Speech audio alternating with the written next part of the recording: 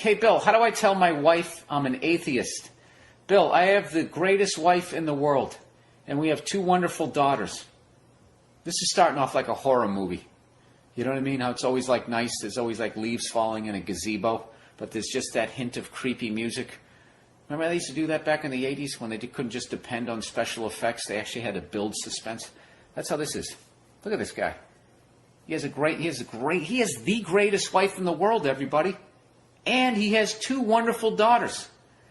There's a problem, though. Dun, dun, dun. She is a devout Christian.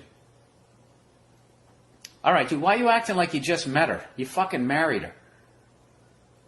And he goes, and I finally decided that I don't believe in any of it. Oh, that's why.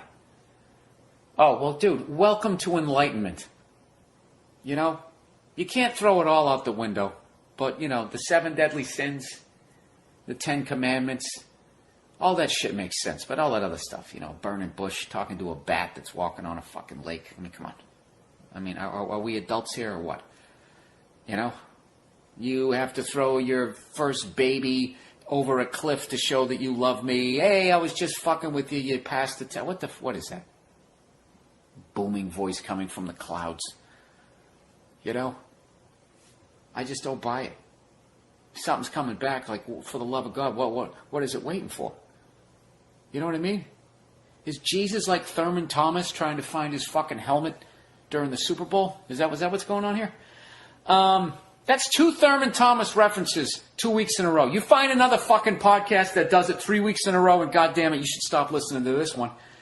Anyways, he says, I finally decided that I don't believe in any of it. I thought about telling her the old joke, we're both atheists, I just believe in one less God than you do. But she wouldn't find that funny at all. She is okay. She is okay for now going to church without me because I work nights. But I have a feeling that when the kids get a little older, that I will have to become more involved. Should I tell her now or just let it be and hope that it never comes up? Well, I have to tell you, sir, if you do in fact have the greatest wife in the world, she'll accept you for who you are. And if you're an atheist and you don't believe in the stuff that she believes in, then, you know, there you go. This is what I would do. Let her take him to church. I don't know what to do. You know, it'd be funny. What if you took up needlepoint? Okay, and when you went to church, you just did needlepoint with your legs crossed in the most effeminate way possible. Maybe that's the way you do it, like some passive-aggressive way that you so embarrassed the most wonderful wife in the world that she asks you not to come. You know? What if you do like a needlepoint that just is like little atheistic sayings and you make pillows, and when they have like the church drive, like the bake sale, and they wash your car, you sell the pillows that you sewed during the Mass. Oh, you know what? And they say Jesus is Lord, but it's almost like one of those Pink Floyd songs that if you play it, I don't know, if you listen to something, they got like hidden messages or something, or maybe they never did. Maybe just these Jesus freaks did. That'll really freak them out. It may have like subtle messages in like the outskirts of the pillow about this is all a bunch of bullshit. And you don't believe in pedophilia. You know? Oh, Jesus, they'll give me some fucking emails. Anyways, what did he ask? Should I tell her now or just let it be and hope that it never comes up? You're basically saying, should I man up and be who I am, or should I stick my head in the sand? Okay, those are your 2 options. So I'm going to throw this back at you, sir. What kind of man do you want to be? Do you want to be the kind of man that sticks his head in the fucking sand when there's a confrontation? Or do you want to be that guy that just sits down and just says, listen, sweetheart, I tried. I don't believe it. Okay? And I think it's great that you believe it. If you want to go down there and sing the songs, shake some hands, close your eyes, right? Make a pledge for Jesus, whatever the hell you want to do, you go down there and you do that. All right? It's like watching football. I like doing it. You know, you're not into it. You know, I don't make you watch football, do I? I don't do that. You know why? Because I'm the greatest husband in the world. Why don't you try that? Just ask her. Listen. Wait, does she know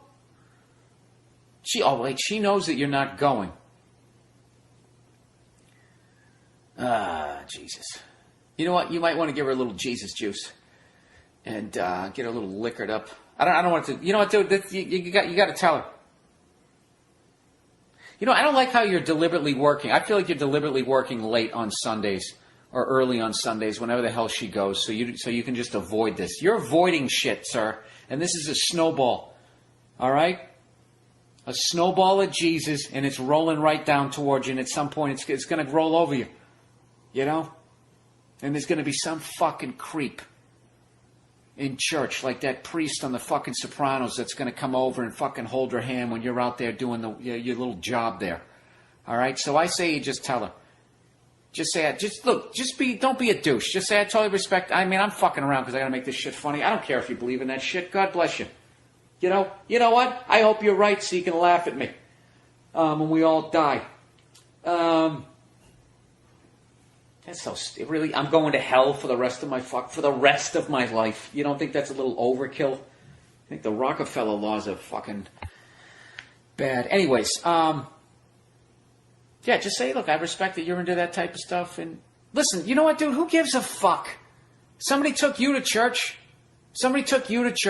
and you, after a while, realized that you didn't believe in it. So if she wants to take the kids to church, just let her take them to church. But your wife has to be okay with the fact that if they say, yeah, how come you don't go down and pray to the hippie? You can say, because I don't believe in that stuff. I don't think it happened. Okay? In a couple of years, you'll understand what I mean when I tell you about old Saint Nick, when I tell you the real story. You know? There you go.